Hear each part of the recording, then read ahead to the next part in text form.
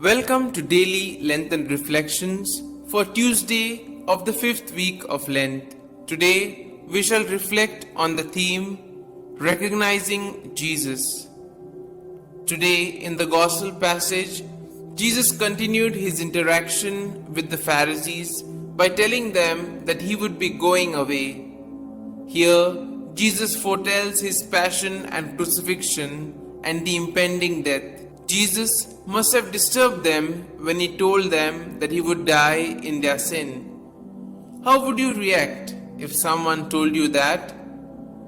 Jesus told the Pharisees and Jews that they would not be able to go where he was going. Perhaps the listeners did not have any understanding of what Jesus meant.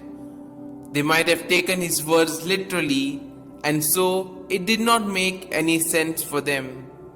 But then Jesus continued by telling them that if they do not believe that he was truly the one, they would die in their sinfulness.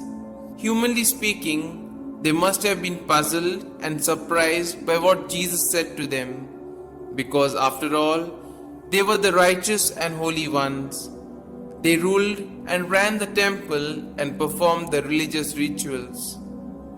As we reflect on this passage, let us ask whether we truly have any understanding of what Jesus was saying. Do we truly believe that Jesus is the one? Or do we just pass nodding our heads and saying, "Yes, I believe"?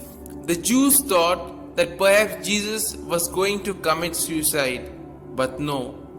What the Lord was trying to explain was that he and they were not from the same place. He is from above, while they are from below. In other words, Jesus was going back to his heavenly Father. The Jews did not understand this reality because they could not recognize the divinity of Christ. During this season of Lent, all of us have the challenge to look for Jesus. By our penances, our fasting, and our works of charity, we should draw closer to him.